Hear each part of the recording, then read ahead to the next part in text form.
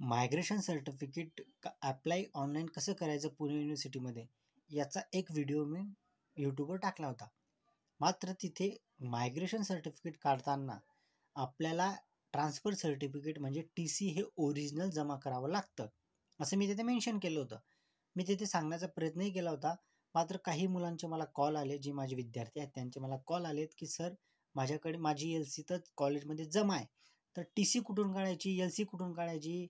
तर हे सगळे डाऊट्स तुमचे आता या व्हिडिओमध्ये क्लिअर होऊन जातील. फक्त 2-3 मिनिटाचा हा व्हिडिओ असेल, तुमचे सगळे डाऊट्स हे क्लिअर होऊन जातील. त्यासाठी मायग्रेशन एक गोष्ट कायम लक्षात असू द्या, मायग्रेशन सर्टिफिकेटसाठी ओरिजिनल ट्रान्सफर सर्टिफिकेट म्हणजेच TC लागते आणि तीच जमा करावी लागते. आता लिव्हिंग सर्टिफिकेट म्हणजे काय आणि ट्रान्सफर सर्टिफिकेट म्हणजे काय हे तुम्हाला मी सांगतो. तर लिव्हिंग सर्टिफिकेट म्हणजे एक उदाहरण देऊन मी तुम्हाला समजवतो. समजा एखाद्या विद्यार्थ्याने पुणे युनिव्हर्सिटीमधून जर डिग्री कंप्लीट केली तर त्या कॉलेजमधून त्याने रितसर तो ॲप्लिकेशन करतो, रिक्वायर्ड डॉक्युमेंट तो जोडतो, ॲप्लिकेशन करतो तो आणि ॲप्लिकेशन केल्या गेल्यानंतर त्याची मार्कशीट लावतो आणि मार्कशीट लावल्यानंतर तो ॲप्लिकेशन असं करतो की मला तुम्ही लिव्हिंग सर्टिफिकेट द्या, कारण माझं पूर्ण एज्युकेशन कंप्लीट झालं आहे. तर फर्दर एज्युकेशन नेक्स्ट एज्युकेशनसाठी तुम्ही मला लिव्हिंग सर्टिफिकेट द्या. कॉलेज आपल्याला ते लिव्हिंग सर्टिफिकेट इश्यू करतं आणि आपण ते लिव्हिंग सर्टिफिकेट घेऊन एखाद्या दुसऱ्या युनिव्हर्सिटीमध्ये किंवा त्याच युनिव्हर्सिटीमध्ये आपण कोणत्याही कॉलेजमध्ये ॲडमिशन घेण्यासाठी पात्र असतो, हे तुम्हाला माहीतच आहे. मग ती LC मी समजा पुणे युनिव्हर्सिटी सोडून मी जर मुंबई युनिव्हर्सिटीमध्ये गेलो आणि मुंबई युनिव्हर्सिटीच्या एखाद्या कॉलेजमध्ये मी ॲडमिशन घेतलं आणि ही माझी प्रिव्हियस LC मी तिथे जमा केली. तिथे जमा गेल्यानंतर माझं ॲडमिशन तिथे फिक्स झालं. मग नंतर माझ्याकडून त्या कॉलेजने मायग्रेशन सर्टिफिकेट मागितलं.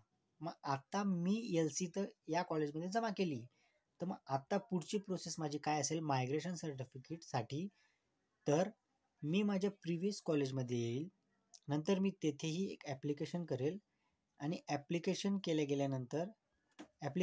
गेल्यानंतर मार्कशीट जोडेल आणि मार्कशीट जोडल्या गेल्यानंतर मी तिथे असं मेन्शन करेल की मला तुम्ही मायग्रेशन सर्टिफिकेट काढण्यासाठी तुम्ही मला TC द्यावी, म्हणजेच ट्रान्सफर सर्टिफिकेट द्यावं.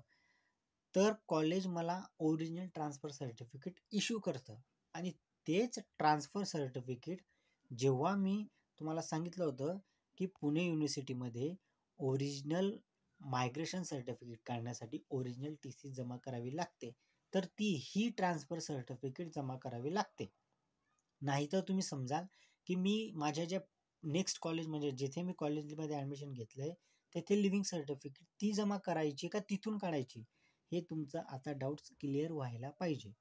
तर नेक्स्ट म्हणजे जी ट्रान्सफर सर्टिफिकेट आणि लिव्हिंग सर्टिफिकेट कशी दिसते किंवा ते कसे मिळतात, एका विद्यार्थ्याने मला ते सेंड केलेत, मी ते तुम्हाला आता दाखवून देतो आणि तुमचे डाऊट्स सगळे क्लिअर होऊन जातील. तर हे बघा, त्या विद्यार्थ्याने लिव्हिंग सर्टिफिकेट काढली होती आणि ट्रान्सफर सर्टिफिकेटसुद्धा काढली होती. तर हे बघा त्या विद्यार्थ्याचंच ते बघा लिव्हिंग सर्टिफिकेट बघा, हे बघा त्याचं मी सगळं जे ते हाईड केलेलं आहे. हे बघा ट्रान्सफर सर्टिफिकेट.